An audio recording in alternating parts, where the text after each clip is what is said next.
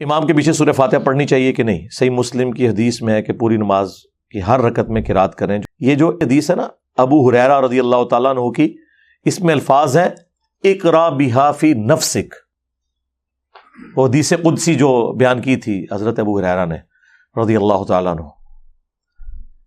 تو جب ان سے سوال پوچھا گیا کہ جب ہم امام کے پیچھے ہوتے ہیں تو کیا کریں، تو حضرت ابو ہریرہ رضی اللہ تعالیٰ نے کیا فرمایا؟ اقرا بہا فی نفسک، اپنے جی میں آہستہ آہستہ پڑھو. اب حضرت ابو ہریرہ سے ہی آپ نے پوچھنا ہے کہ جی میں پڑھنا کیا ہے، اور تو نہیں کوئی اس کی تشریح کرے گا. تو جز القراء امام بخاری کی کتاب میں حضرت ابو ہریرہ کا قول ہے کہ امام کے 2 سکتے ہوتے ہیں، ایک فاتحہ سے پہلے اور ایک رکوع سے پہلے. تم ان سکتوں کو سورۃ الفاتحہ پڑھنے کے لیے غنیمت سمجھو. تو حضرت ابو ہریرہ صرف یہ نہیں بتا رہے کہ امام کے پیچھے فاتحہ پڑھنی ہے جی کے اندر، اس کا موقع اور محل بھی بتا رہے ہیں.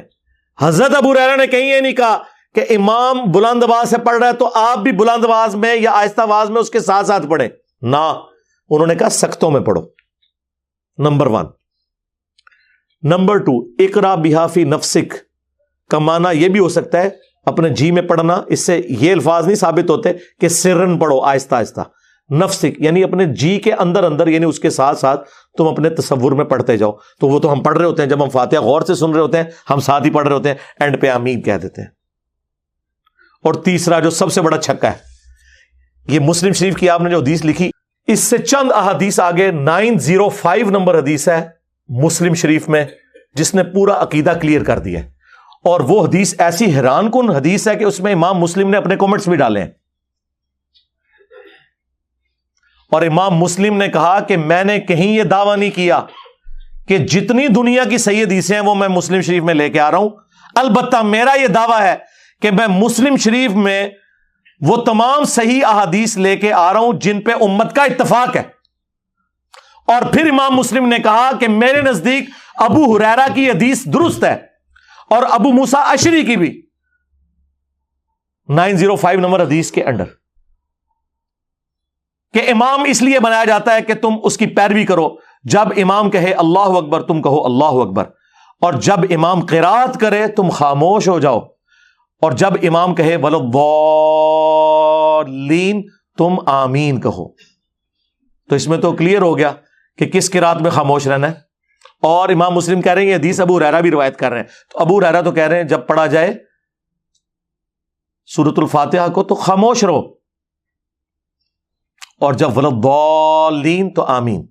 وہ کہتے ہیں نہیں اس میں قرات کا ذکر ہے، فاتحہ کا نہیں ہے.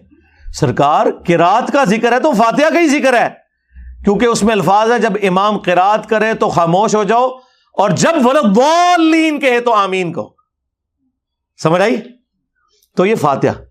اور نہ سمجھ آئے تو بخاری مسلم میں ایک اور حدیث ہے، عبداللہ ابن عمر کہتے ہیں کہ نبی صلی اللہ علیہ وآلہ وسلم، حضرت ابو بکر اور حضرت عمر اپنی قرات کا آغاز الحمدللہ رب العالمین سے کرتے تھے. قرات سورہ فاتحہ بھی ہے اور اس کے بعد والی بھی ہے. پیچھے کیا رہ گیا؟ تو حضرت ابو ہریرہ رضی اللہ تعالیٰ عنہ کا بھی یہی عقیدہ ہے جو ہم بیان کر رہے ہیں. سکتوں میں جتنی بار نماز پڑھاتا ہوں الحمدللہ سکتے کرتا ہوں، فاتحہ پڑھنے کا ٹائم دیتا ہوں، لیکن یہ نہیں ہو سکتا کہ آپ قرآن کی مخالفت شروع کر دیں.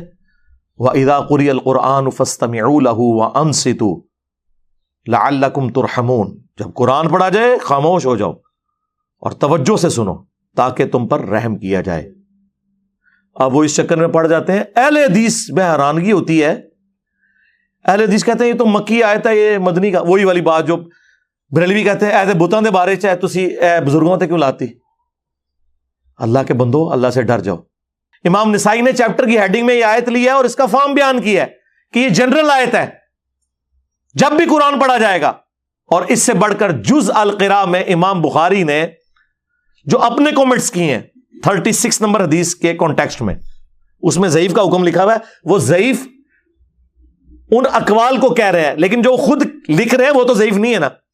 یعنی میں کسی کی بات کوٹ کروں تو اس میں تو حکم لگ سکتا ہے، لیکن جو میں خود بیان کر رہا ہوں وہ تو میں اسے صحیح سمجھ رہا ہوں نا. تو امام بخاری خود لکھ رہے ہیں جز القراء میں. امام بخاری فرماتے ہیں کہ اللہ نے قرآن میں واضح فرمایا وَإِذَا قُرِئَ الْقُرْآنُ فَاسْتَمِعُوا لَهُ، جب قرآن پڑھا جائے تو خاموش ہو جاؤ اور اسے سنا کرو تاکہ تم پر رحم کیا جائے۔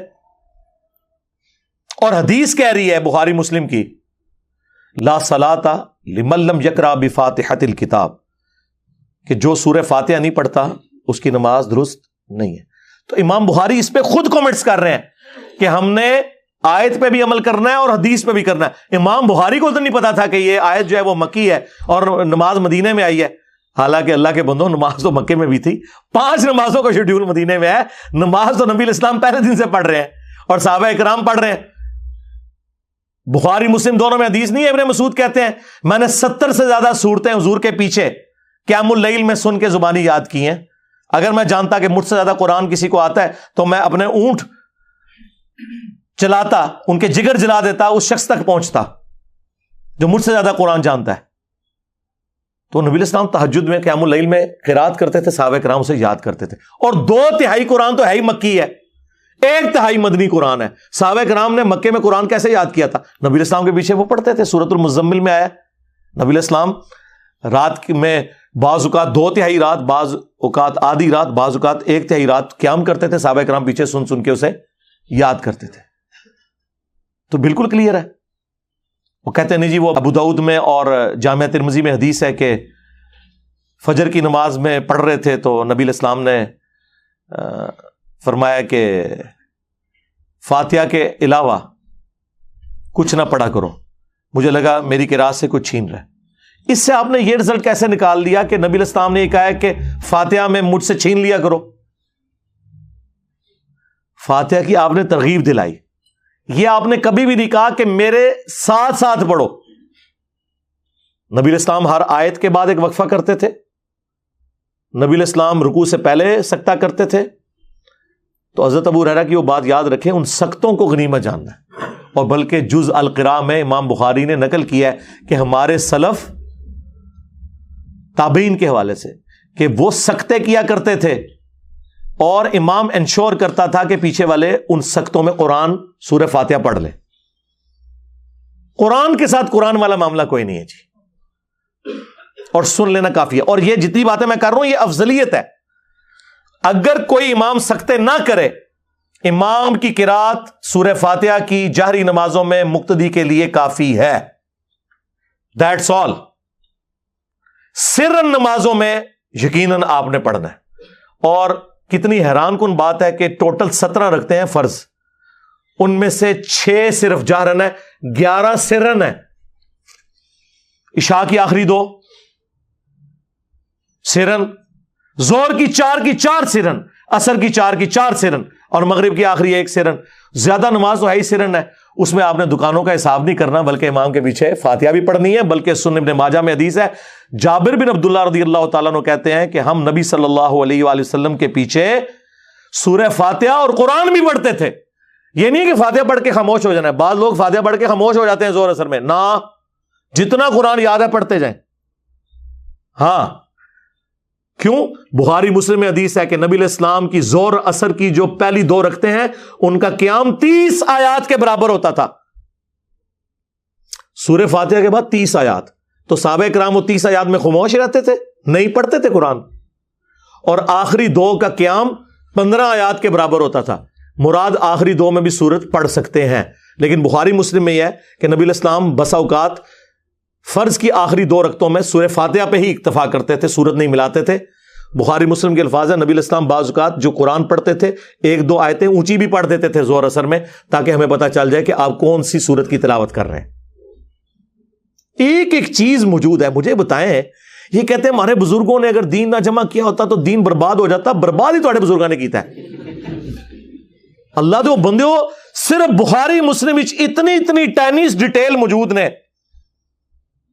میرے سے پہلے کسی بزرگ کو توفیق نہیں ہوئی ہے کہ وہ بیان کرے کہ نبی علیہ السلام کا قیام کس طرح کا ہوتا تھا، کتنی آیات اس میں پڑھتے تھے، لینتھ کتنی ہوتی تھی۔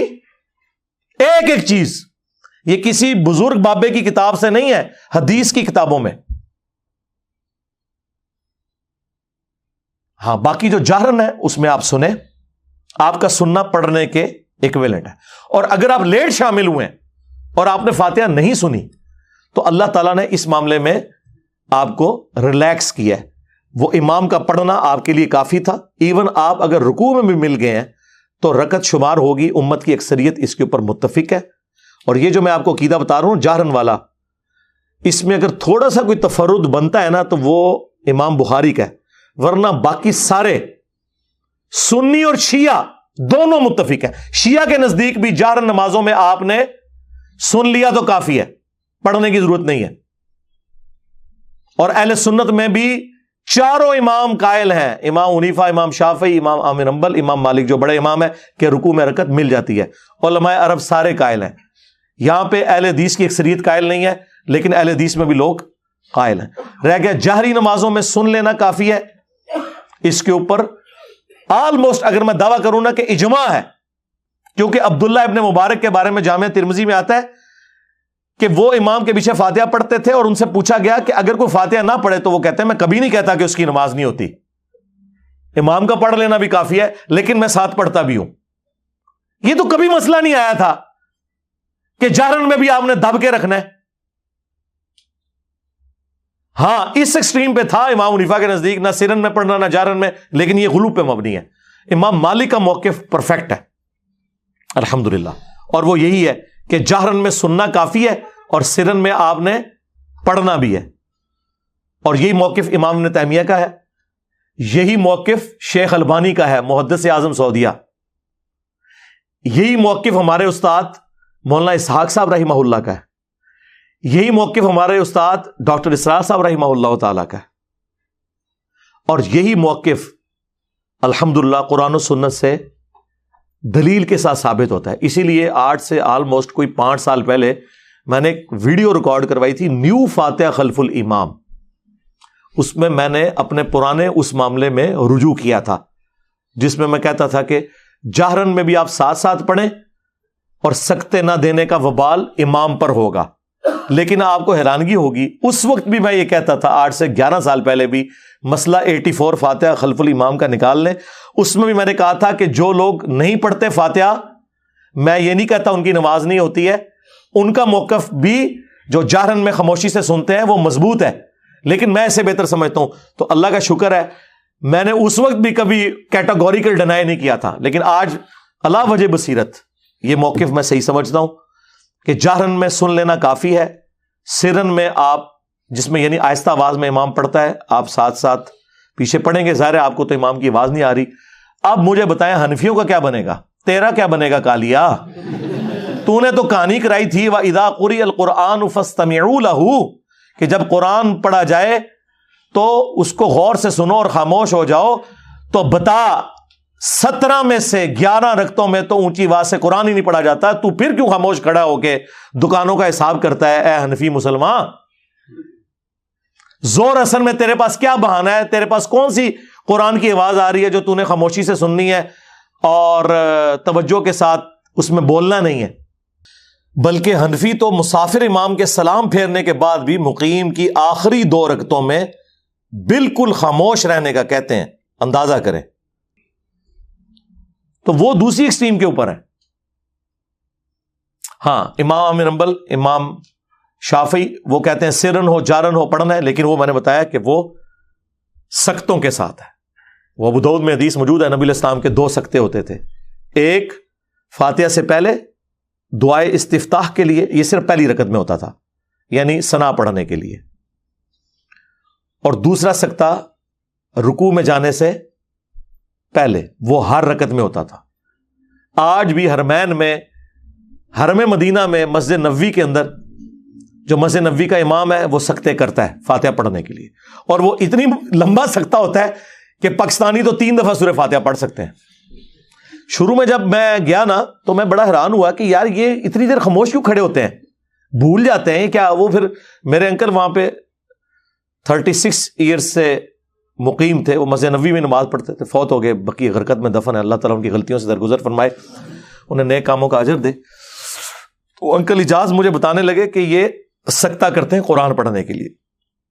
ہاں حرم مکہ میں نہیں ہوتا، وہاں پہ بھی ہونا چاہیے. یہاں پہ بھی بعض اہل حدیث مساجد کے اندر سکتہ ہوتا ہے، جماعت المسلمین والے کرتے ہیں، اور ان کا موقف بالکل اس حوالے سے میں سمجھتا ہوں صحیح ہے، قرآن و سنت کے مطابق وہ سختوں میں قرآن پڑھتے ہیں، لیکن یہ غلو نہ کریں کہ اگر کوئی سختہ نہیں کرتا نا تب بھی سن لینا کافی ہے، کیا لیٹ شامل ہوئے ہیں تو امام کی قرات مقتدی کے لیے کافی ہے سورہ فاتحہ کی.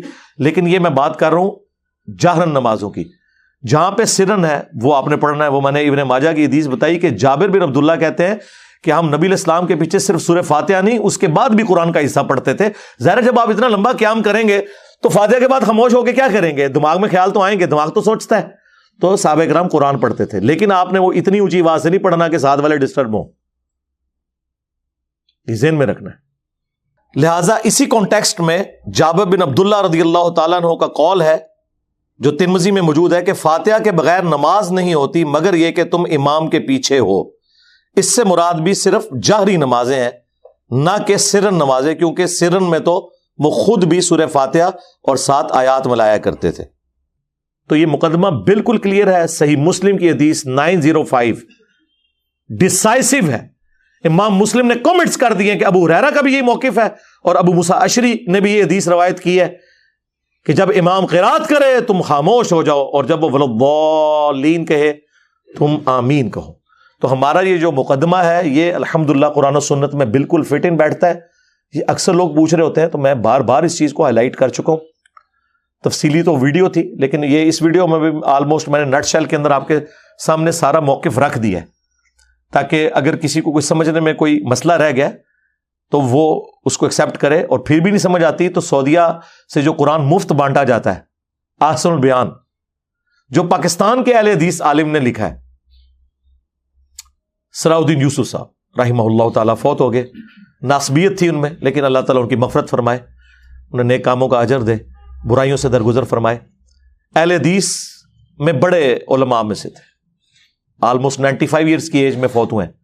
انہوں نے جو احسن البیان دارالاسلام والوں نے قرآن کی تفسیر چھاپی ہے جو سعودیہ والوں نے ان سے رائٹس لیے ہیں، پھر سعودیہ والوں نے شاہ فہد پرنٹنگ پریس سے اس کو چھاپا ہے اپنے چھاپے کے اوپر. انہوں نے بھی سورہ فاتحہ کے کانٹیکسٹ میں جو نیچے تفسیر لکھی ہے نا وہ یہی لکھی ہوئی ہے کہ جہرن نمازوں میں امام کو سختے دینے چاہیے تاکہ قرآن پہ بھی عمل ہو اور حدیث پہ بھی عمل ہو. اندازہ کریں یہ خود اہل حدیث کے اپنے بزرگوں نے یہ لکھا ہوا ہے، وہ اس کو ہی پڑھ کے دیکھ لیں. چلیں میری بات نہیں ماننی ہے تو اچھا. یہ جو مسلم کی حدیث ہے 905 یہ گلے میں اٹکی ہوئی ہے ان کے. اہل حدیث کے پاس کوئی چارہ نہیں اس حدیث کا، یا تو اس حدیث کو ضعیف کہہ دیں، وہ کہہ نہیں سکتے. ویسے ایک بندے نے جرت کی ہے، ارشاد الحق عصری صاحب جو ہمارے استاد مولانا اسحاق صاحب کے بارے میں فتویٰ دینے والوں میں پیش رہے ہیں،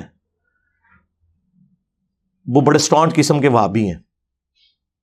انہوں نے تو کہا کہ یہ جو مسلم میں آگے الفاظ ہیں نا یہ صحیح نہیں ہے. مسلم شریف تو شیخ زبیر لیزئی رحمہ اللہ نے ان کے رد پہ ایک مضمون لکھا اور انہوں نے ایگزامپلس کوٹ کی کہ اگر ایک راوی حدیث بیان نہ کرے اور دوسرا بیان کرے اور وہ ثقہ ہو تو وہ جو اس میں زائد بات ہوتی ہے اس کے ساتھ ایکسیپٹ کی جاتی ہے. شاذ وہ قول ہوتا ہے جو اس کے خلاف ہو، یہ خلاف نہیں ہے، اس کی ایکسپلینیشن ہے. شیخ زبیر صاحب نے مسلم کی 905 انٹرنیشنل نمبرنگ جو کانٹینیوس ہے اس کا دفاع کیا. اس کا مطلب ہے کہ ارشاد الحق عصری صاحب کو یہ بات سمجھ آ گئی تھی کہ 905 نمبر حدیث مسلم کی ہمارے فرقے کے اس مسئلے کی موت ہے، کیونکہ اس میں الفاظ ہیں جب امام اللہ اکبر کہے تم اللہ اکبر کہو، جب امام قرات کرے تم خاموش ہو جاؤ، اور جب امام وَلَضَّالِّينَ کہے تم آمین کہو. تو واضح ان کو پتا چل گیا تھا کہ گل کدھر اور جا رہی ہے. تو واقعی انہوں نے صحیح ڈیسیژن کیا کہ اس حدیث سے جان چھڑاؤ. لیکن مسلم شریف سے کیسے جان چھڑائیں؟ شیخ زبیر صاحب نے کہا نہیں یار یہ کیا کر رہے ہیں. تو انہوں نے کہا کہ اگر اس کو صحیح مانو گے تو پھر مسئلہ خراب ہوگا. تو شیخ زبیر صاحب نے ایک تیسرا حل تلاش کر لیا. انہوں نے کہا یہ حدیث منسوخ ہے.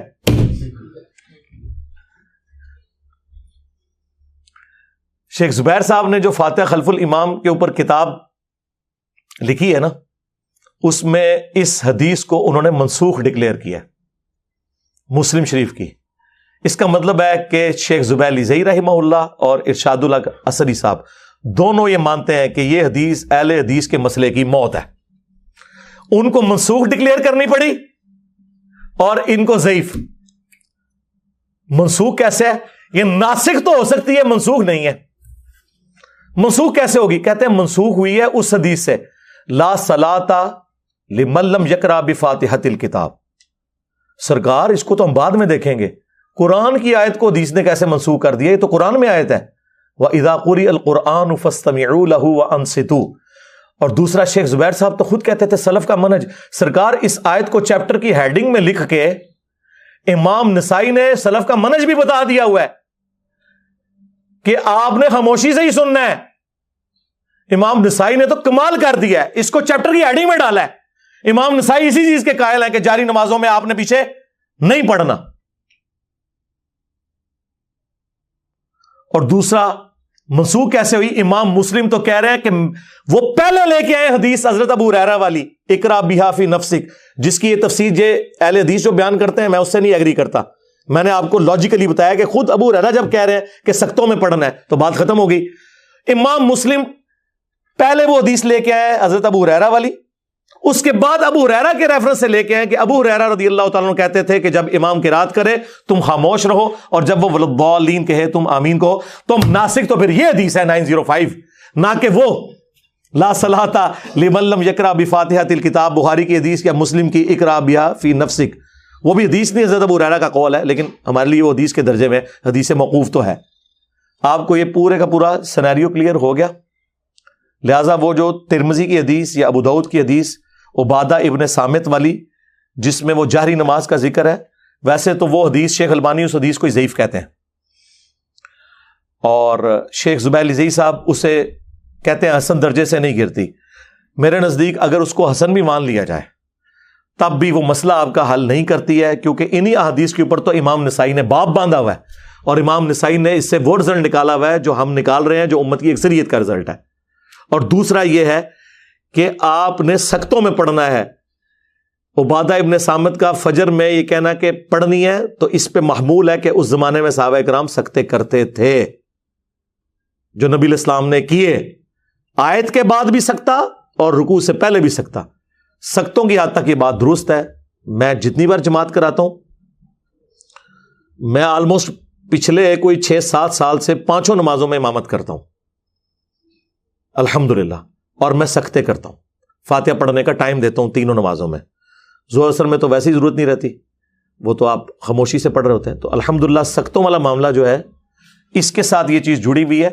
یہ میں نے مسئلہ اس لیے کھول کے بیان کیا کہ لوگ بڑے پریشان ہوتے ہیں، اور وہ کہتے ہیں جی انجینئر صاحب پہلے یہ کہتے تھے، جو میں پہلے بھی کہتا تھا آپ ذرا وہ بھی سنیں۔ اس میں میں نے کہا تھا کہ جو جہرن میں سکتے نہیں کرتے اور صرف سن لیتے ہیں، ہم یہ نہیں کہتے ان کی نماز نہیں ہوتی، امام مالک کا یہ موقف ہے۔ لیکن بعد میں جب مجھے پتا چلا کہ اس میں تو صرف اہل حدیث کا تفرد ہے، اور وہ بھی چند اہل حدیث کا، باقی پوری امت دوسری طرف کھڑی ہوئی ہے، اور احادیث بھی دوسری طرف کھڑی ہوئی ہے۔ نماز کا آپ کو سکون آئے گا، آپ کبھی اس کو اپلائی کر کے دیکھیں، جب امام قرات کر رہا ہے تو آپ اس قرات کے اندر توجہ کریں، سورہ فاتحہ ہو یا بعد والی، تو آپ کو نماز میں ٹیسٹ بھی۔ یہاں تو میں دیکھتا ہوں کہ وہ آتے ہیں، ان کو اس سے غرض نہیں کہ امام کیا کر رہا ہے، دڑ دڑ دڑ اپنی فاتحہ پڑھنی شروع کر دیتے ہیں، اور وہ فاتحہ مجھے پتا ہے توجہ سے پڑھی جا رہی ہوتی ہے، جس میں آپ کو آواز بھی آ رہی ہو دوسری قرات کی، اور آپ اس چکر میں فاتحہ پڑھوں، نہ آپ اس کی قرات صحیح سن رہے ہو نہ اپنی صحیح کر رہے ہیں، تو کیا نکالا اس میں سے؟ خام خواہ ایک مستحب کام کو اس لیول پہ آپ لے گئے کہ اسے فرض بنا دیا، اور یہ کہا نماز ہی نہیں ہوتی، اور لوگوں کو مصیبت میں ڈال دیا۔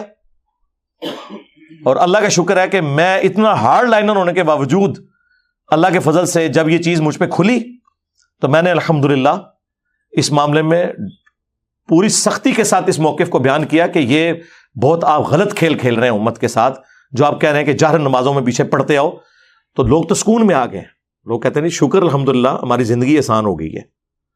اور مجھ سے پہلے بھی اور لوگوں نے باتیں کی ہیں، لیکن ظاہر انہوں نے تو اپنا خیال ظاہر کیا تھا نا۔ ہم نے تو لوگوں کو یہ کہا ہے کہ دلائل کے بغیر آپ نے کسی کی بات نہیں ماننی، سوائے اس شخص کے جس کی قبر مدینے میں ہے صلی اللہ علیہ وآلہ وسلم، ان کا کہہ دینا ہی کافی ہے، لیکن باقیوں سے آپ نے دلیل مانگنی۔ مجھ سے پہلے یہ بات مولانا مودودی کرتے تھے رحمہ اللہ، ڈاکٹر اسرار صاحب رحمہ اللہ، مولانا اسحاق صاحب رحمہ اللہ، اور ان سے بھی پہلے امام ابن تیمیہ رحمہ اللہ، شیخ البانی رحمہ اللہ دور حاضر میں بہت بڑے سلفیوں کے امام، ان سب کا یہ موقف ہے. لیکن دلائل کے ساتھ کوئی بندہ ذکر کرے نا، تو مخالفین کے بھی جب دلائل دے تو پھر انسان کو ذرا تسلی ہوتی ہے کہ یار یہ بات بالکل ٹھیک ہو رہی ہے، یہ اس طریقے سے ہی تھا. کہ انہوں نے اس کو زیادہ غلوف کے اوپر جو ہے وہ لے گئے، اس کی وجہ سے لوگوں کے لیے بڑی مصیبت کھڑی کی ہوئی ہے، اور لوگ بڑی ٹینشن لیتے ہیں. اور جو رکوع میں آ کے ملتے ہیں یا فاتحہ کے بعد شامل ہوتے ہیں، وہ بیچارے پھر ایک رکعت بھی ملا رہے ہوتے ہیں. ہم انہیں کچھ نہیں کہتے، آپ ملانا چاہتے ہیں ضرور ملائیں، آپ کا رائٹ ہے. لیکن امت کی اکثریت اس کی قائل ہے. خود شیخ زبیر صاحب نے ابن مسعود رضی اللہ تعالیٰ عنہ کا اپنا عمل لکھا ہے کہ وہ بھی رکوع میں رکعت ملنے کے قائل تھے. وہ کہتے ہیں ہم مانتے ہیں، لیکن وہ کہتے ہیں کہ ہم وہ جو حدیث ہے ابو بکرہ والی جو بخاری میں آئی کہ ایک شخص نماز میں شامل ہوا سیدھا رکوع میں چلا گیا، جس کی وجہ سے حنفی رزلٹ نکالتے ہیں کہ اس نے پھر کوئی اور رکعت نہیں ملائی تھی. اور امام بخاری نے اس حدیث سے کہا کہ آپ رزلٹ نہ نکالیں کہ رکوع میں رکعت مل جاتی ہے، کیونکہ امام بخاری ایک اور روایت لے کے آئے ابو سعید خدری سے غالباً رضی اللہ تعالیٰ عنہ کہ رکعت اس وقت شمار کرو جب تم قیام کی حالت میں امام کو پاؤ. لیکن اس میں بھی قیام کا ذکر ہے، اور